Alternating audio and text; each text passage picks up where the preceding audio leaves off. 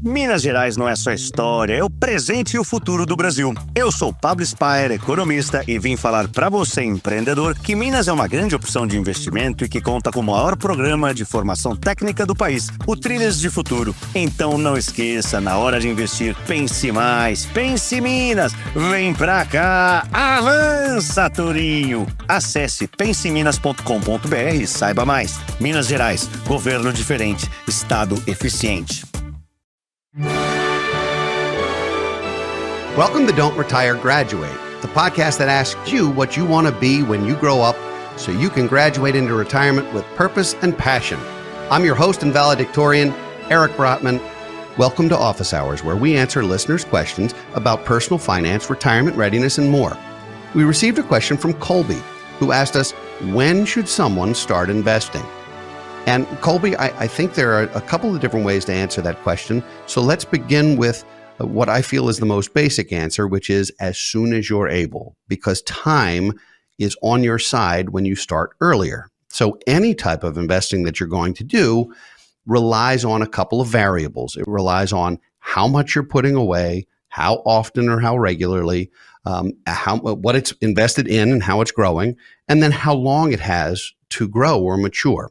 And so the short answer on when should someone start investing is as soon as you have capital that you can invest.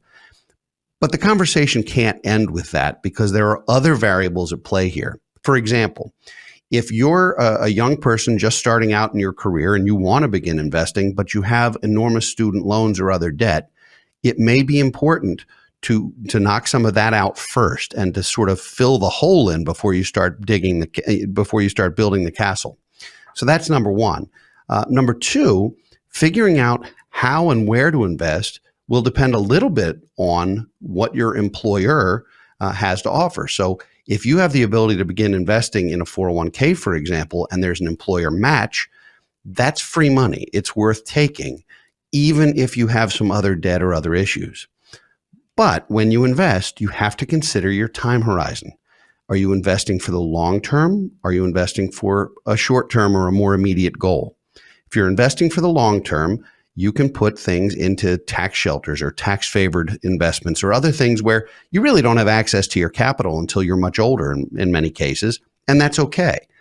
But if you're investing for something like a first home or college for your kids or just simply having a war chest, then sometimes it makes sense to be a little bit more thoughtful, a little bit more conservative, and to stay reasonably liquid so that you can access your capital.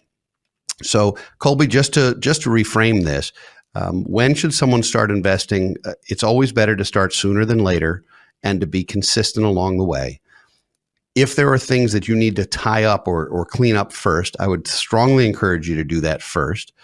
And then looking at the various options, find the free money, whether it's a match in a health savings account, whether it's a match in a 401k or profit sharing plan, whether it's a stock purchase plan where you can buy company stock and get a discount on it. There are lots of different ways to do that, which you can amplify your investing by having some essentially assistance from another party. So hopefully that was helpful to you. If you're contemplating getting started in investing, make sure you know what you're doing first and foremost. This is not a hobby and it's not a game. It is absolutely something you need to understand and consider using a professional advisor, whether that's a robo-advisor or an online service or a financial advisor like us or an investment manager or somebody so that you have dispassionate advice and a sounding board and an accountability partner so that you can stay on track. Because kind of like joining a gym, if you join and you don't go, you're kind of messing it up. And so some people need a personal trainer or somebody to work out with so that they're in this game together and they make sure that they hold each other accountable to it. So Colby, I wish you well. And if you haven't started investing based on your question, I would say get started, but get started in a very thoughtful, methodical way. And only if, in fact, financially you're ready to do so. So thank you for your question, Colby. It was terrific. If you'd like to send us a question, which we might answer in a future episode of Office Hours, please post it on our Facebook page or tweet us at Brotman Planning.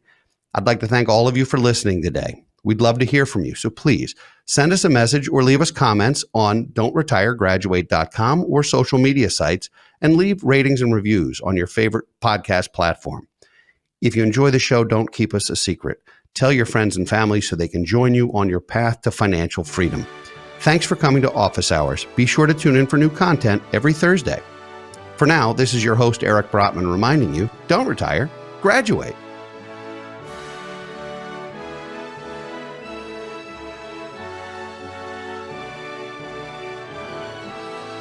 Securities offered through Kestra Investment Services, LLC, Kestra IS, member FINRA SIPC. Investment advisory services offered through Kestra Advisory Services, LLC, Kestra AS, an affiliate of Kestra IS. Kestra IS or Kestra AS are not affiliated with Brotman Financial or any other entity discussed. Welcome, change agents, to your go-to place for stories that ignite your spirit, fuel your purpose, and connect us all. We believe in the incredible power of the human spirit, its boundless resilience, and the inspiration it brings to our lives.